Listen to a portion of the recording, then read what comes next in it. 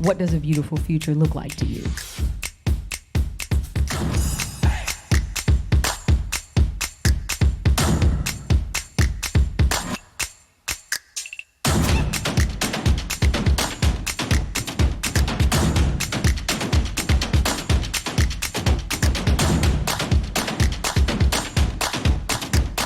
You can flip a negative mood on its head.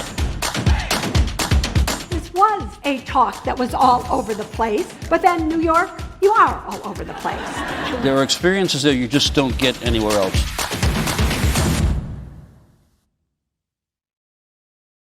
Hi, everyone, and thank you so much for joining us. I'm Gerrad Hall, Entertainment Weekly Senior TV Editor, and I am super excited today for this conversation we're about to have with Queer Eye's Fab Five: Antoni Porowski, Bobby Berk, Jonathan Van Ness, Karamo Brown, and Tan France. Hi, guys. So nice to see you. Hi, Gerrad. To see you. Yeah, so what a crazy time we're living in, huh? And especially a very interesting time for you guys with season 5 launching in the midst of a pandemic, but of course nationwide protests and the death of a man at the hands of police. So I want to talk about several things related to that, but I kind of want to start with that. Having a season launch in a very different time, a very different social climate than seasons past. Did you kind of feel anything from the audience in those regards once they tuned in and were watching that there was a different feeling of needing this show maybe more than ever? Yeah, I think that each of us felt that from our social media feeds. People were, saying they needed something to sort of escape, sort of to give them a bit of joy, a bit of hope, which is what I believe we've always tried to do, no matter in this time period where we're at right now or in prior seasons. And I think that it's a very healthy thing. I don't want to speak for the rest of the guys, but we're all about making sure that if you want to be able to go out there and lift someone else up and support these movements, make sure you're protecting others, protecting yourself, you have to start with self-care. That's always been the mantra of our show and what we've been trying to present. So it's nice that we could provide that outlet for people to decompress, to recharge, so that they can go out there and give it their all, because collectively we need to be united right now so that we can seriously see real systemic and real change for so many people who have been marginalized for so long.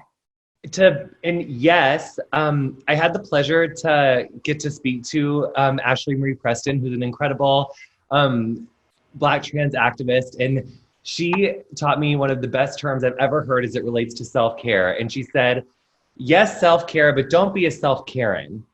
And she said, what is self-care? Because she said, self-care is meant to be used to help to alleviate some of the stresses that come along with trying to fight for that systemic change, which is going to take, so much longer. And I so appreciated your opening, but it's like in George Floyd, sparked these protests. But since George Floyd's death, we've had more Black men killed by the police force. We've had more deaths that we didn't even know about come up that have caused more protests. So George Floyd started this, but so the short answer, yes, our fans definitely felt like, I think that they needed a moment, but I also think that more of our fans felt like this is the time for change, and this is the time to talk about change, and this is the time to this is the time to really talk about change. And so I think really what I felt the need to do personally was to make sure to amplify those voices and make sure that I could amplify things that pertain to my job on the show, but or things that help me find joy. And I think that anything that can help me find joy and can also help show other people joy, especially Black people joy right now, because honey, we need Black joy right now. Sharing that is so helpful to the community, so that you can use self-care to actually recharge, as opposed to just saying, I'm going to just pretend that this protest isn't going on right now and watch the makeover shows for 8 hours. No, self-Karen. Not that we're slapping self-Karen. We're not doing that. That's not what I meant. But you know what I mean? I meant pay attention. That's all. Yeah, you're right. I mean, so many posts that we've seen, a lot of people, a lot of dissenters are saying, it's a trend and this is a moment that'll pass. And no, really, like it's it's a movement. Sure, there was a moment that sparked this, but there's obviously something much bigger at play. And Jonathan, you kind of touched on this about amplifying voices. I don't know if any of the rest of you want to speak to how you or the show in general is working to do that as well. You know, for me, I realize that the platform that we are so lucky enough to have really needs to be used for good. And I think we've all five of us felt that from the very start, Netflix and ITV and Scout. I've taken the opportunity to really try to educate as much as possible. You know, obviously I still have a lot to learn as well. You know, I grew up with white privilege. I may not have grown up rich, but I still grew up with white privilege. And so it's constantly educating myself, taking the time to do so. And I used our social media platforms and our website to really give informative articles to try to teach the people who may not really get it, who aren't racist, but still don't get it. Because at the end of the day, you know, there isn't a instant cure for racism, but education is sure good medicine for it. You guys have often spoken on the show. Each of you kind of have your own instances of obviously dealing with discrimination, be it race or sexuality or religion and whatnot. So I'm wondering, are you finding yourselves now how you're taking your personal experiences and applying them? Because I've talked to some other friends about this, ones who look just like me and were like, this isn't about me. It's my time to shut up and just listen and help others. But I think there is also something to kind of the shared experience of, if you can relate in any way. So are you kind of feeling that yourselves, feeling like, something has happened to me, now's my time to use that? And I personally, I think for me, this is purely me. I feel like telling my story isn't really the right time, and I do wonder if people sharing their stories is probably a little tone deaf to a certain extent. I feel like now is the time to be amplifying Black voices. Yes, all of us have experienced discrimination at some point based on what we have no control over. But I think that we are away from that right now, or we're a few probably weeks or months away from talking about that and making it about our plight. And so as far as I'm concerned, with it being Pride Month, talking about how the Black community is influenced the gay culture in the West in particular, and focusing on those stories instead of our own feels a lot more important than talking about our own experience. However, I will say this, one additional point, having immediate conversations within our own families or our groups of friends to be able to articulate what it does feel like to be marginalized, I think is important. And it's not saying that we understand the plight of our Black brethren. We're saying that we understand to a certain extent what it feels like to be discriminated against. Who are we to then discriminate against others? And by that, I'm talking about, in particular, our LGBTQ community. Yeah, Gerrad, if I can, I fully 100% agree with Tan and everything he just said. But I would want to challenge you, Gerrad, to something. At the beginning of that question, you said that you and your friends have gotten to the place right now where you're like, this is our time to be quiet.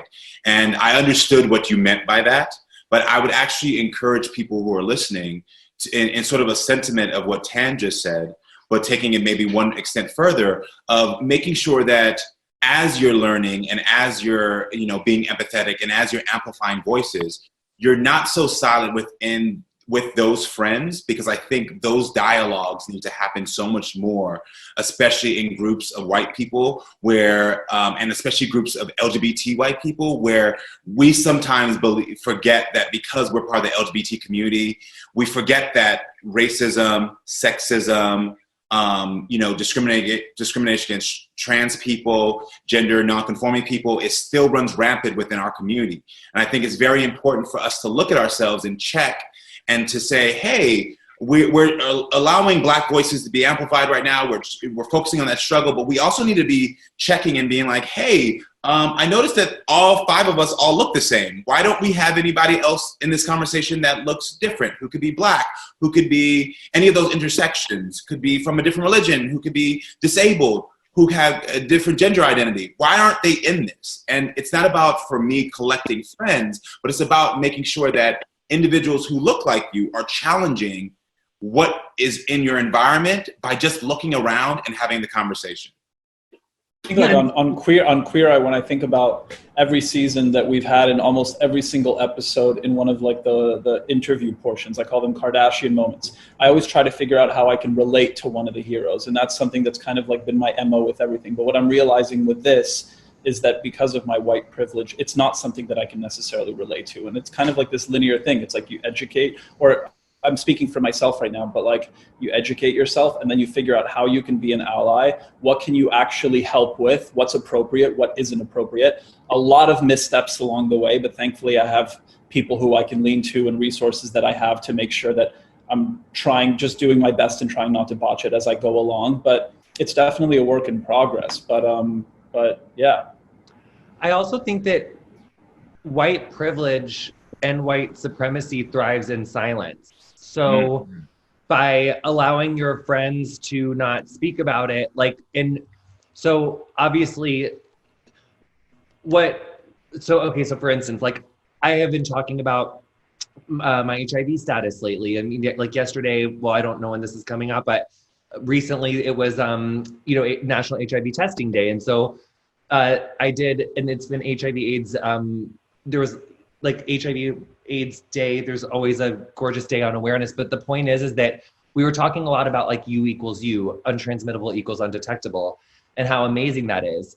But the problem is that in so much of the United States, because of really inherently racist state legislatures, especially Black and brown men cannot get access to these medications because of all of the bureaucratic hoops that these state legislatures put in, and then the federal government also does some things to help, but actually, like especially with Trump, much more to hurt.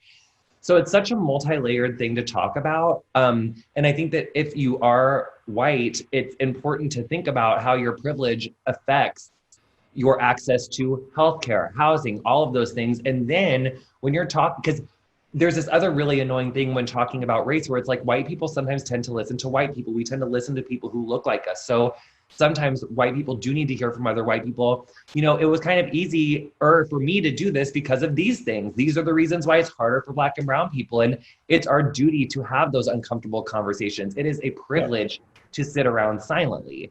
And we cannot do that. And we cannot choose to, I believe for myself, that we can't choose to not talk about systemic racism and white supremacy in this country because it's uncomfortable. And it's not going to end in June, and it's not going to end in July. I mean, the talking about it. So, we have to keep really talking about it, because it has been a silent, that's how it thrives, is this like whole silent thing. So that's what I think about it. No, totally hear you guys, and I certainly didn't mean that to sound like I'm being silent. Oh no, we know. That's why I said I knew you weren't. That's why I was like, I know what you meant. I was using you as a. But I've heard that really often. I totally know exactly what both of you were saying, and so I think that's just a really important thing to kind of echo, and not to change subjects from talking about something so serious, but.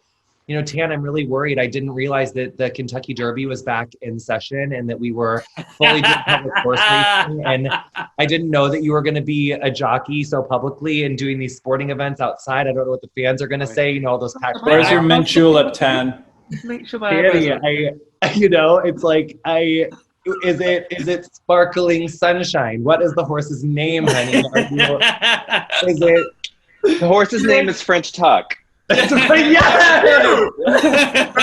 Go on. It's got its little saddle tucked, and it's all ready to go. I'm short enough to be a jockey. I think that was his joke, honey. No, it wasn't. It was literally just your top. It was my top. It was just your top. It was just your top. I know. Go on. So sorry. Whenever the mood gets so serious, sometimes I make a little jokey, and I've been thinking about that about your top.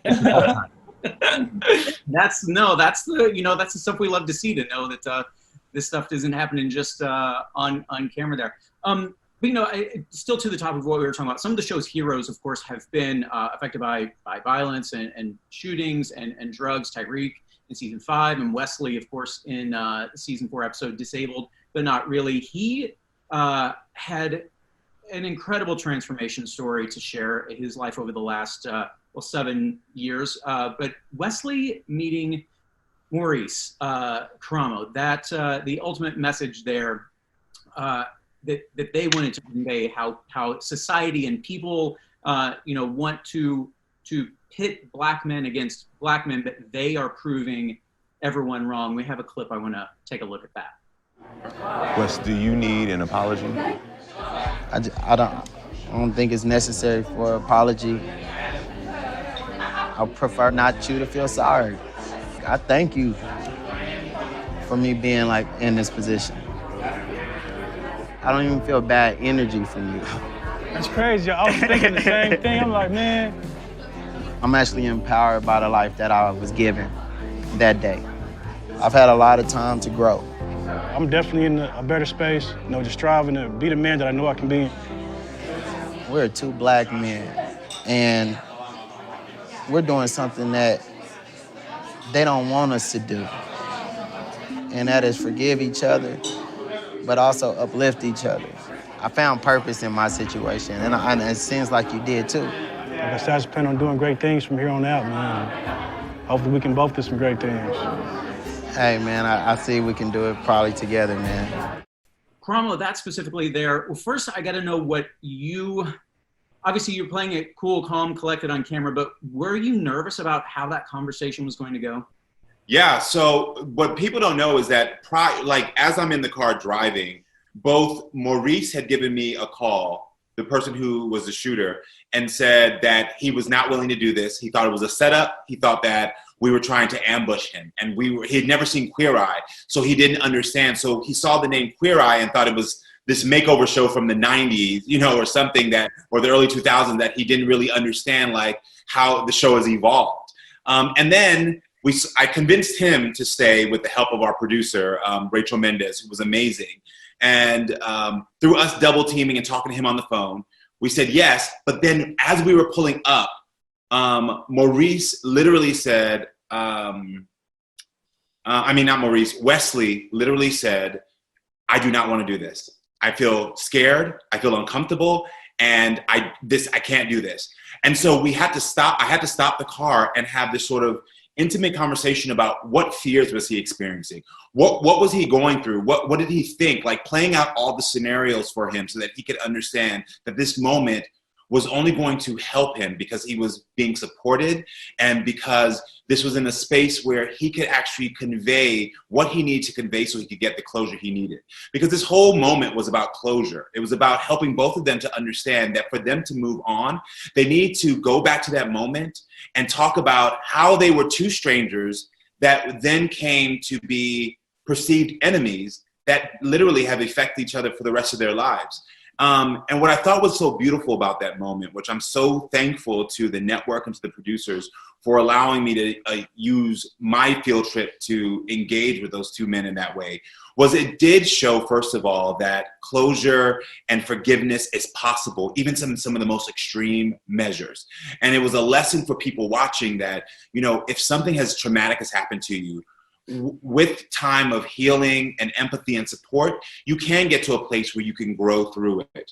But I also think it was very important for people who only hear about crimes between African Americans and who don't understand how systemically that plays into it, where they want to say, oh, black people are more violent to black people, which is actually not the case and not the statistic.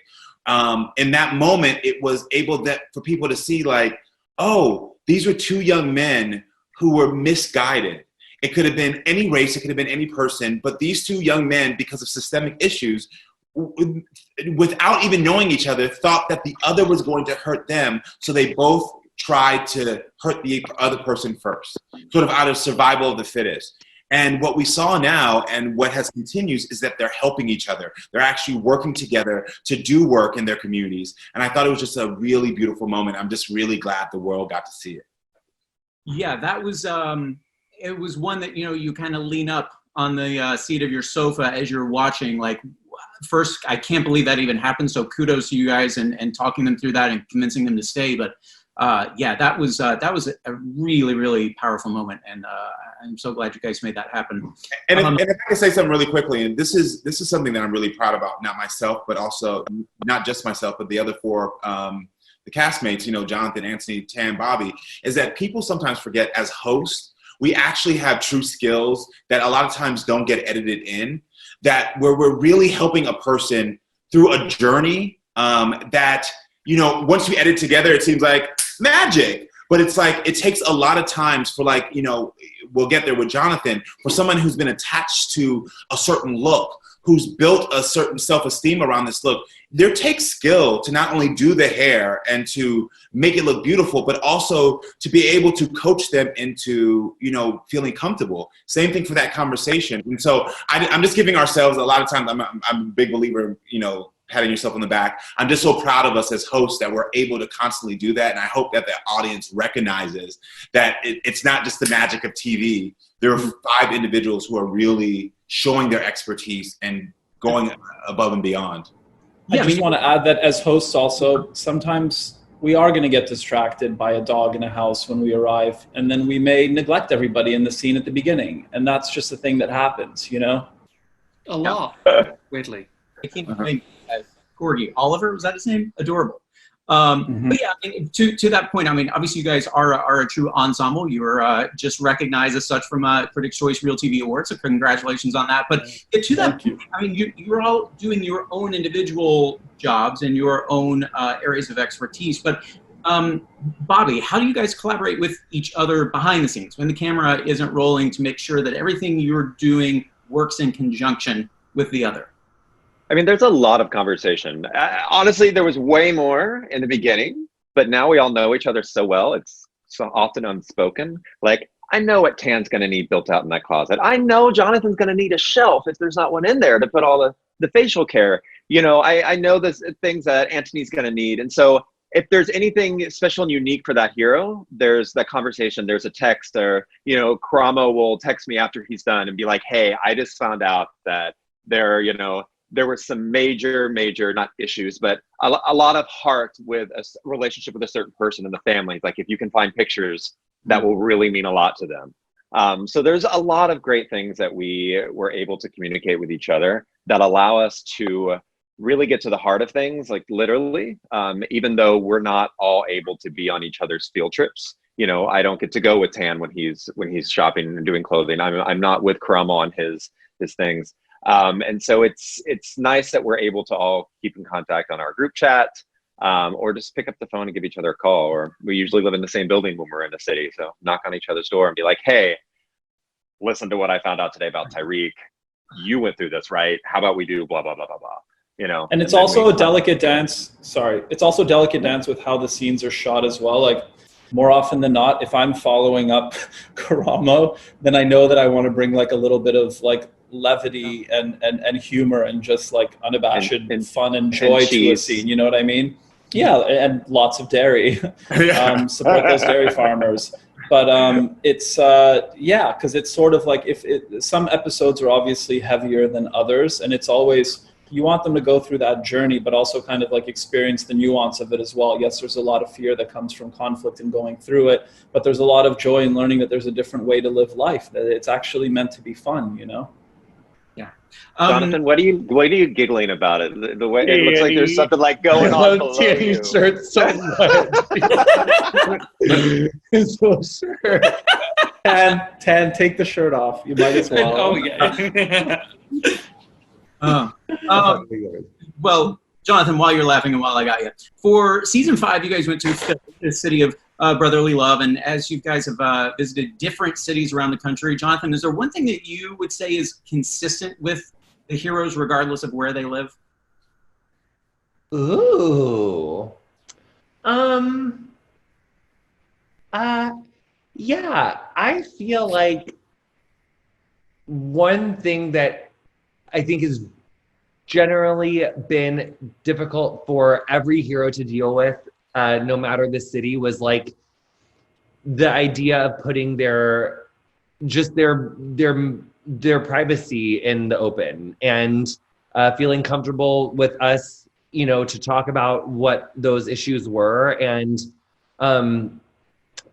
And I think, you know, that's probably the biggest thing in how much you're willing to talk about or not talk about and be vulnerable, you know, that publicly is, I think, and then all of the like all the things that result from that, you know, all the things that come up from that are really like all of the different things that have happened through the 5 seasons.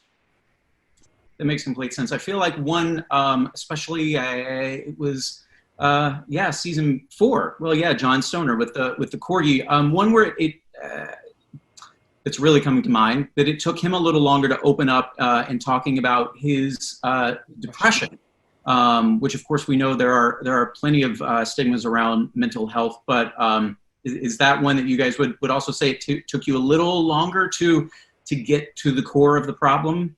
The problem?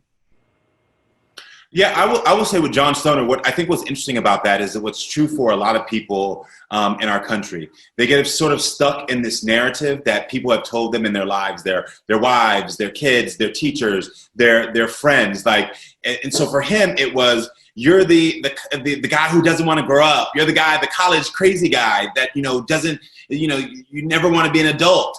And what is difficult about when people put you into those boxes and trap you into those narratives is that you end up starting to try to live into those narratives so that people don't see the real you, so that they can't see that you're actually hurting, that you're going through something, that you're feeling alone.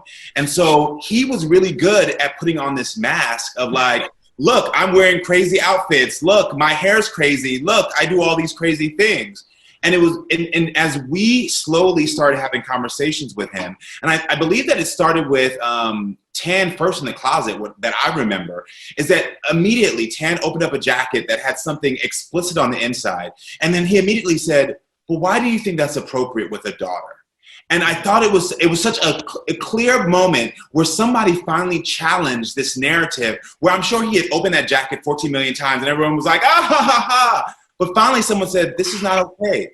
And you could start seeing this sort of shield or this wall that he had put up that he was hiding behind, that he didn't care, get broken down. By the time that I got to him as the last field trip, I was like, I've been listening to what you've been saying. And each of the other guys have been showing you little glimpses of that this is not truly who you want to be. So what is going on? And in that instant, it was just like, I'm depressed. I'm seeking treatment. No one knows. My wife doesn't know. And it was such a powerful moment. And, you know, I was really thankful because the person who went right before me was Bobby at a gym. And they were working out and Bobby hit on it. And I heard a key word and I was like, oh my gosh, thank you, Bobby, for cracking the last bit for me to be able to come in and expose that. And I think that's the power of the 5 of us, to help people to put down their guard and to really get to the core of what's going on through each of our different categories. We're really good at tricking people to think they're there for new clothes, a house, hair, good conversation of food, but when in fact we're just using it all to figure out what's wrong with it. I should also mention, Karamo, if you saw me laughing really hard, it wasn't because of what you were saying. I was thinking of when you said, well, people really put labels on people and then you're stuck in that box. And I really wanted to say, like, how people refer to me as the super sexy guy on the show, and now I'm having to really live up to that. And now you're just the jockey. You're the sexy jockey. Being such a sexy jockey has just been so difficult for me, but I'm keeping that. I mean, you are the hot one in my eyes. Just you know, you are sexy. Let's get that hair. Said something really important, I think, about the, getting people to open up and be a little more public about their lives. I feel like you guys have certainly done the same over the years. And as I'm watching, I feel like just when I thought I kind of like knew not everything there is to know about you, but what makes you guys who you are, we learned little bits. Antoni, you were, I don't know if triggered is the right word, affected by Wanda quite a bit, I thought, and where her story, her demeanor, her personality took you. Do you want to talk a little bit about that and her approach to being a mother? Yeah, Wanda was a really interesting one. I certainly, there was something about, this is somebody who she really loves her daughters, and that was very clear.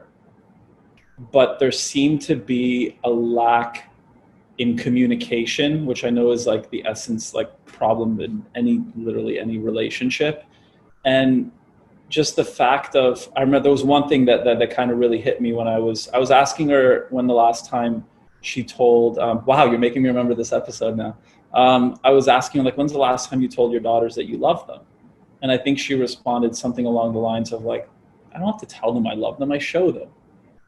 And that I remember really hitting me, because I remember there were certain periods of my life growing up where I felt like I needed to be told that I was loved and I wasn't.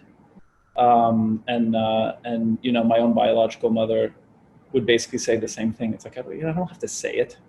And so that's a part that really triggered me. And I think how, you know, the way that helped me, it kind of, I suffer from severe terminal uniqueness, whatever it is that I'm going through. I always think that I'm the only person who have ever experienced that before. And that's what's so nice about having conversations with our heroes, where we're able to be open and honest, and touch on like very specific little moments that may be triggering to us personally, where you get to have that conversation, and through that talk, you just realize that it's sort of like, oh, like this is a thing that happens. Probably if it happened to me and it's happening to Wanda's daughters, there's probably a lot of other people who are experiencing that as well. So I think, you know, all of us do that in different ways, but I think all of us, our best work is when we get very specific with certain things that trigger us, not only based on our own personal experiences, but also what we see there in the world. Well, and I also just loved how excited she was about asparagus, that she just saw asparagus in a grocery store for so damn long and she like didn't know what the hell to do with it. And like, I hear you, it's an intimidating vegetable. It's very fibrous, but it has like this little artichoke-y part. Is it in the artichoke family? Like who, you know, she was really confused, but she really wanted to know how to make asparagus. So we did some nice little brown butter scallops. And then that night she was like, what is that smell? I am never eating this again. Okay, there we go. Exactly. Well, you guys had you'd already started shooting season 6 in Texas. One episode done when the pandemic spread, forced things shut down. So I'm very curious what quarantine and all of this has taught you about yourselves. For me, mine's been that I don't usually take time for myself. I think all of us are probably guilty of this, especially within the last couple of years.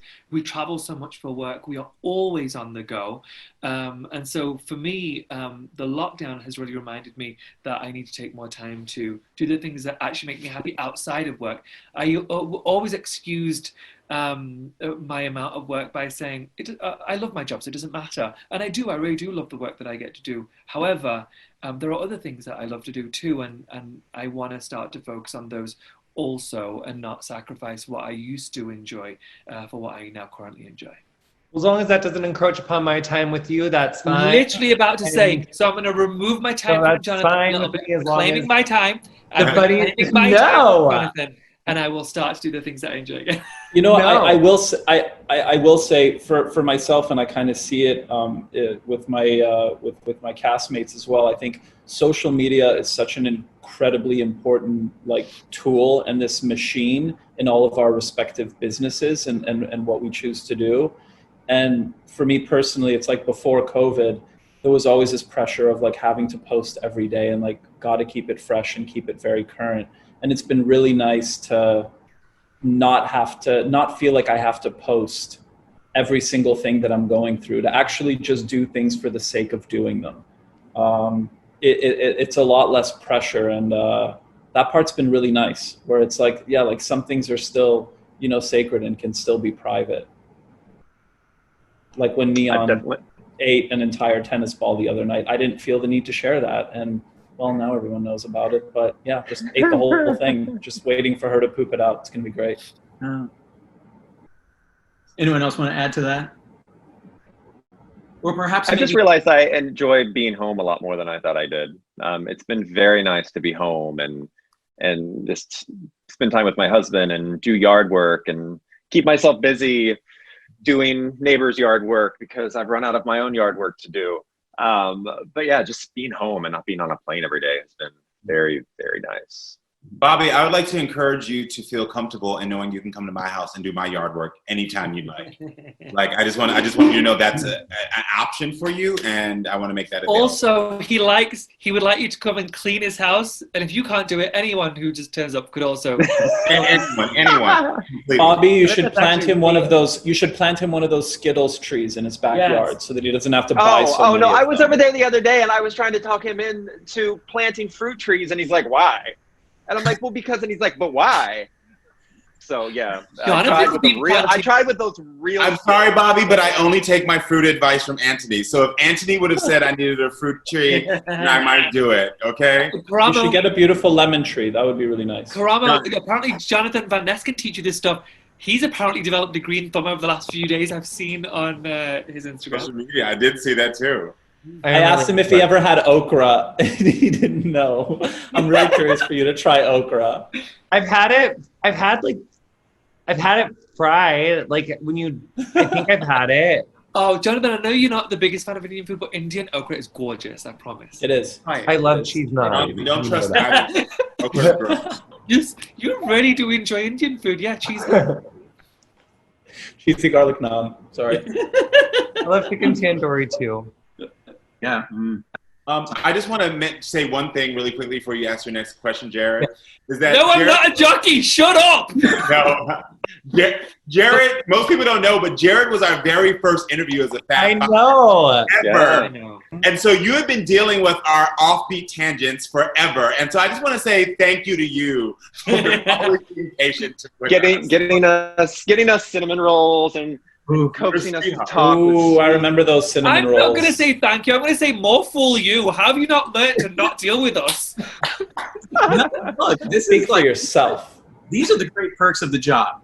Getting to share these stories and direct people to TV that they should be watching. So really, the pleasure is truly. We could isolate the last minute. There was 40 seconds where I was gazing away, and I was literally imagining the cinnamon rolls that whole time.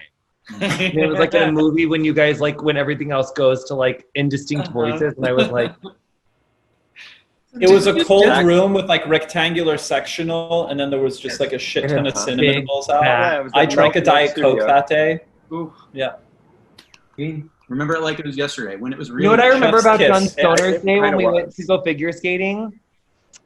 The day that we went to go figure skating with John Stoner was the same day that Michelle Kwan was here. Well, it was there. It was in Kansas City. And it was also the same day as the women's all-around individual World Gymnastics final. And Michelle Kwan was supposed to leave that night. She was supposed to leave that afternoon. But then she was like, what are you doing this afternoon? I was like, oh, I'm going to get to do his haircut. And then she was like, oh my God, can I come watch? And I was like, but then your flight. And she was like, I know, I think I might just stay in Kansas City. And then I was like, but then the World Gymnastics individual all-around final is tonight. Do you want to watch it? And then she was like, oh my gosh, that sounds so fun. And then I was like, and that was the night that we became friends. And I was so nervous because I was like, oh my God, Michelle Kwan's going to come to my house and we're literally going to watch the World Gymnastics individual all-around finals. And we did. And we've literally been friends ever since. And that was on that episode. And remember when she followed you on Instagram, you cried in Australia? Y92. No, but that yeah, the first time we hung out with her was at 92 Street Y. Yes, and I was wearing that green top and those purple Vetements shoes, and I love them so much. Ugh. Full circle. Yeah, love that. My cats are so pissed that I screamed like that. They are literally fighting so intensely because I screamed like that. So was us with earphones. Jonathan, also during Kansas City, an episode that really, and I'll try not to get teary-eyed talking about it because band was also a huge part of my life and my high school years and high school experience, and my band teacher, band director was just the greatest person in the world. But also that same person for you, Kathy Dooley. The episode subjects are called heroes, but she really, really seems to be the epitome of the word for you. And we have a little clip from the conversation you guys had at the end of the episode when you convey that to her. Quincy, ever since I've left, has had a very particular kind of painful place in my heart because it was very as much as I loved being a Blue Devil and having an experience here, it was very hard. But one thing that you did, for me and other kids like me, is you always treated me the same as if I was anyone else. And as an LGBT person, I think, so badly, like, we just want to feel normal and, like, not treated differently. You always did that. And I just feel like my scars were very much healed, like, this week. It really is very moving, and you have such a part in that. Thank you, because the arts are an amazing, amazing vehicle to, be able to, cry and emote and bring all those emotions to the forefront so that we can all share what makes us human. Yeah. We couldn't be more and more proud of you. I love you to pieces, Gabby. Thank you so much. Take me back to, like, are those conversations with people like that? I mean, it's not often that we really find ourselves sitting face to face with people who meant that to us. So kind of take me back to that moment, that entire episode, really. What did that mean to you that you got to do this?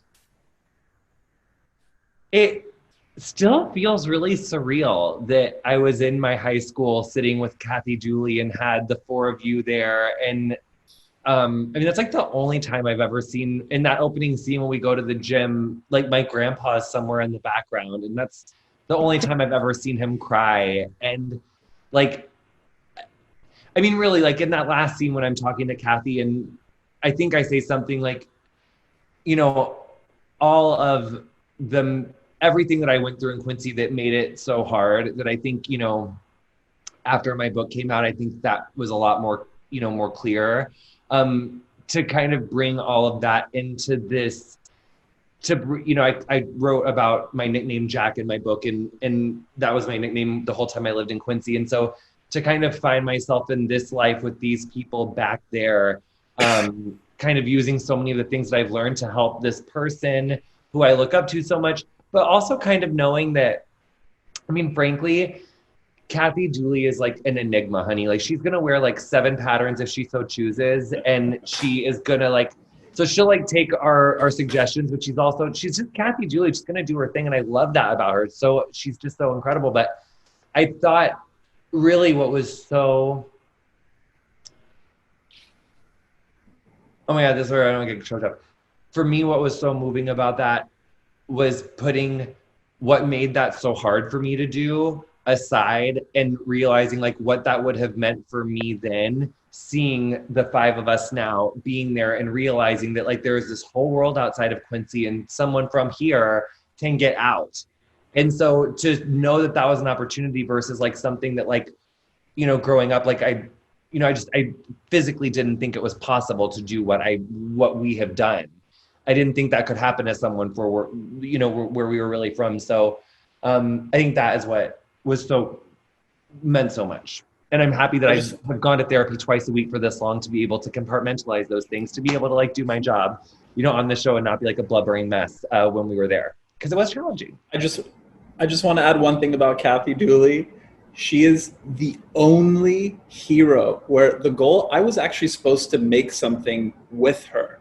And I full on like had a conversation with her about food. And I was like, so like, what are you interested in making? And she's like, I eat when I get home, and like I just it's like a quick and go or like some kind of gas station situation to get a sandwich. And I'm like, wouldn't it be nice if like you learn how to make your own sandwich? She's like, no, they make it perfectly.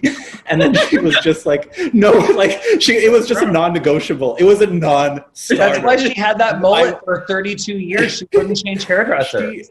But like, sometimes there's like a tiny ounce of willingness, and I can just like kind of chip away at that. 0. Like she's gone through her whole life without ever making a sandwich, and she's going to continue the rest of her life. Right. But it's just not her thing. Totally. But I have talked to her. We still talk like quite often. She's like close with my mom. And I do truly feel that even though like, her priority is always going to be that music program. And even when she like doesn't, like when she's like retired, it's probably still going to be that. But I do believe that she has taken more time to slow down. And I do think that she's sent me a few pictures of herself because unfortunately this thing happened to me with her that hasn't happened to me in years, where like I got really controlling about who does her hair. Like the longest time ago, I was like, you don't own your clients and they can go wherever. And I really like subscribe to that. And the only person who does not get that rule is my mom, obviously. But then accidentally, like Kathy Dooley fell into that too. So now she literally hasn't had a haircut since like April 4th, 2019. So now it's just like really like down to here. Like I gave her like a quick trim like before like she was in New York visiting. Oh, it was before the Today Show. And I gave her like a really quick trim then. Hasn't had one since. And I really just don't want her to go anywhere else. And I know she doesn't care anyway, so I'm like, I just want to do it. Yeah. Well, good reason to make little trips back home. Hey, you mentioned your mom is Kevin. Are they dating yet? Did you hook them up? Is he your stepdad? Oh, my mom is just not about that dating life right now. I really wanted her to get a cat. She won't even get a cat. So she's just not about that life. But that would be so fun because then me and Katie could be step siblings. Sure. That's a very good And point. then her husband would be my brother-in-law, which would also be fun, I'm sure. Yeah. Tan, I'm going to direct this one to you first. The show is, of course, about helping these heroes evolve and be the best versions of themselves. But how does that translate to each of you? How have you evolved as a host? It's interesting. You had said earlier on that they have to share so much of their story, and one of you had mentioned that that takes such courage, and it really does.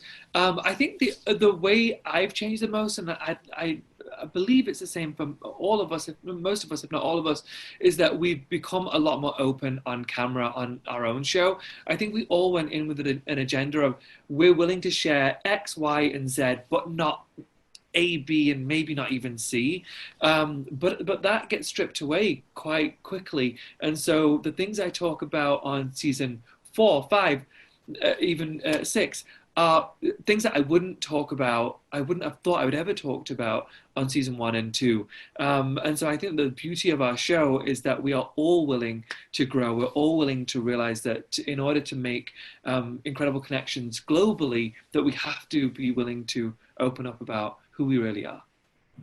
What did you just say, Tan, about we all came in with different what? Expectations of what we're willing to share. But before that, like different He said Zed. It was no. Zed that You said different like prerogatives or different intentions of like what we were gonna. Yeah, kind of. Yeah. Hopefully by season 8 we'll be in a polyamorous relationship. If I have anything to do with it, honey. We're very close to that. I feel like we're a week away. Not as close as I wanted to be. You've been saying that for a few years now, though, Tanny. Jonathan, we're just a week away. Just a week away. That's the way we shut up, Bobby. Bobby, do you have anything to add to that question? I keep thinking a lot about your episodes, especially like with Noah. Most recently, and those conversations you guys had, but to the broader picture, in any way you've evolved over the seasons. I mean, Tan was very right when he said, I think I speak for us all. I felt the exact same way. One of the things that I said to the producers when we had lunch in my home before we even started filming was, okay, I'll pretty much talk about anything. Just don't make me breach religion. Don't ever ask me to go into a church. That's where I draw the line. That's where I'll quit. I won't do it. And of course, 3 episodes of that thing. I'm a little better with it now. Of course, walking into a church in Southern Georgia, it's very different than walking into a church in the middle of Philly with a gay rainbow on the side and a gay pastor. It was definitely, I felt more ease walking into Pastor Noah's church than I would have at Mama Tammy's, even though in the end, I would absolutely comfortable walking into Mama Tammy's church now, but at the time it wasn't. And at the time I had to know where to draw the line for my own mental health, where they're preaching for everyone to know your limits, to know your boundaries, to be able to say no for yourself. And for me to have not done that would have been hypocritical. And so I stood my ground that day, even though there were some people who were not happy that I wouldn't walk into that church. But again, a few years later, having grown, having met Mama Tammy, having fallen in love with her, made it very, very easy for me to walk into Atonement and to meet, Pastor Noah. So there's been a lot of things I think every single one of us have ended up talking about that we absolutely was on our we are not talking about this list. And it's just, I think a lot of it has to do with the fact that we've seen how our show can help people. And it's empowered us to share more because when people can relate to us, they can relate to the situation and they can they can heal as we've healed. And so I think a lot of our willingness, I think a lot of our more willingness to be open is the fact that we see how us being open about the things that have hurt us in our life and that we've made it through can help millions of strangers that we're never ever going to be able to physically be in a room with them. But through the show, we can, and we can help. Even if there's nights that we go home from filming and we literally cry ourselves to sleep. There was a lot of those season 1 and 2 for me. It's worth it in the end. Obviously, we've touched on a lot of the more serious moments, the moments that certainly make us cry, as you mentioned. But there are also some very funny moments on this show. You guys, of course, are so much fun together. Antoni freaking out over a corgi is certainly one of the most recent highlights for me, because I felt the same way watching that. Actually, there have been a lot of dogs over the past 2 seasons. Is that your doing? Sure has. That's not fair. It's not his doing. No. I'm saying there sure has been a lot of dogs, but I obviously. I thought you said when he said, "Is that you're doing?" I thought you meant like, "Oh yeah, that's me." Also, our showrunner is like obsessed. Yeah. Laner loves a dog. Jen Lane is to dogs what I am to cats. Like one's great, but 16 is even better. Yeah.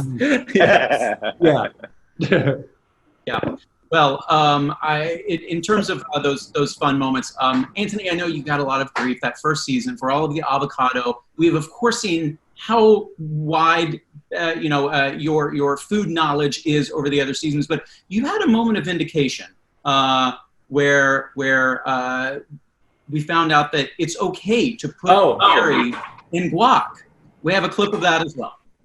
Did you make this guacamole as well? Yeah. Yes. Because I always put lime juice in it. That prevents it from browning. Put sour cream is better. Okay. I've gotten a lot of attitude for putting Greek yogurt in my guacamole. It's the best thing. You heard it here. It is not crazy to put dairy in guacamole. It's creamy. And keep them green all the time. Boom. Mic drop. That was such a look of joy on your face. I mean, take me into that. Was that, relief, vindication? Did you, had people really convinced you were making it wrong? I really thought I was over it, but clearly I wasn't. Because when I saw that guac and it was with sour cream, just to clarify, I still did put in Greek yogurt, but I stand by that option because it's tangy and it's a lot more dense and it just holds really well. Especially if you're going to let it go to room temp, it just stays really nice and thick. What annoyed me the most about the whole putting dairy in guac thing was I didn't freaking invent this. It's not like I came up with some wacky thing that no one's ever done before. People in Mexico, they've been putting crema and sour cream and cotija cheese even over guac for hundreds of years. It's not even sour cream and guac. I'm obsessed with sour cream and guac. Let me just say that. The Greek yogurt thing, I'm still trying to wrap my head around it. I'm just being honest, but it's it's a different version. No, I love your adventurousness. It's dairy. There is something about guac that is because then I did go through a spiral when it first started coming out, and I was sort of so is guac the one thing that you're not supposed to mess with? And then I looked it up, and I remember Jean-Georges when he opened up ABC Cucina, and he was putting peas in his guac, and I was pissed off because I was oh, I love my peas. I should have come up with that. I thought it was so brilliant, and it's really delicious. So it's people have been messing with it for a long time, and there's a lot of controversy that comes with it, and it's Mr. Porowski, I've got a follow-up question about guac. I've never asked you, and I wish I had thought of it before now. Would you avoid eating guac in public just in case people made fun? Would I avoid eating guac in public? Would you get a picture of you eating guacamole? No, I love it. I order it all the time. I can't not order it. If I'm getting takeout or if I'm eating it, when I was eating at restaurants, I would always get 2 extra sides because it's good on literally everything. Okay. Yeah. It's the best. Liza wants to say hi before she has to go. Oh, she really had to go. I'm done. Well, I have one last question here for you guys. The show has been honored with 7 Emmys over the past few years, but the one that has evaded you so far is in the host category. So in regards to your role as host, why do you feel like you should be recognized? So if I can, I want to say this really quickly. I think that all the Emmys we've gotten, it's just an honor just to be in that room, because I think when we started this, none of us even thought that was possible. You know, we're constantly just surprised that, you know, our skills mixed with a great producing team and these heroes that are so open, that we're being recognized. But I think sometimes people forget, because we're labeled as the Fab Five, that they forget that we are television hosts. We are put in front of the camera and we are told to guide this episode to the end. And I think it's a true skill that people have, but I think sometimes because of the fact that we're friends and the fact that we hang out all the time, that we make silly jokes, I think sometimes people forget that we have truly done the work and our expertise in our fields. Again, it's sort of like what I said earlier, I want to echo it again, is that, you know, we are truly helping individuals in our categories more than you see. We shoot for somewhere, you know, my field trips can be 3 hours sometimes. I know Jonathan's as well can be very long as well. We shoot for a long time. Tan's as well. All of our field trips are long. Antoni will cook something that takes forever. Bobby, we, you know how the designing of the home. And it gets brought down to like 5 minutes for each of us. And I think people forget, like, oh, it looks like very quickly, but I want people to know that we are so proud to be the hosts of Queer Eye, that we are so proud to use our skills to make people have better lives. And we're just excited that people continue to enjoy the show and enjoy us as an ensemble.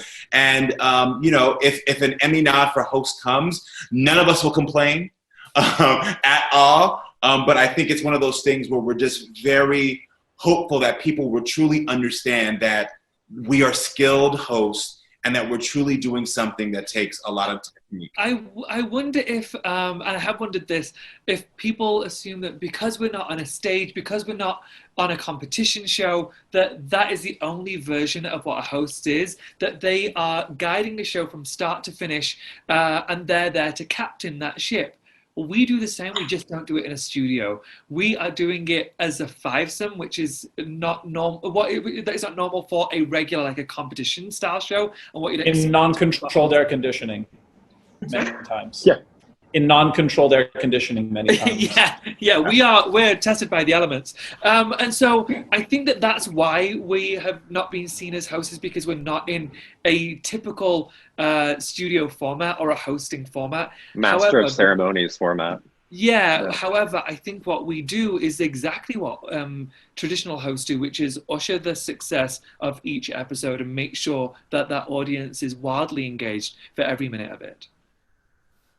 Well, I think I see a perfect spot right there behind Bobby for one of those trophies to sit. So it would be the first in our homes. We'd love it.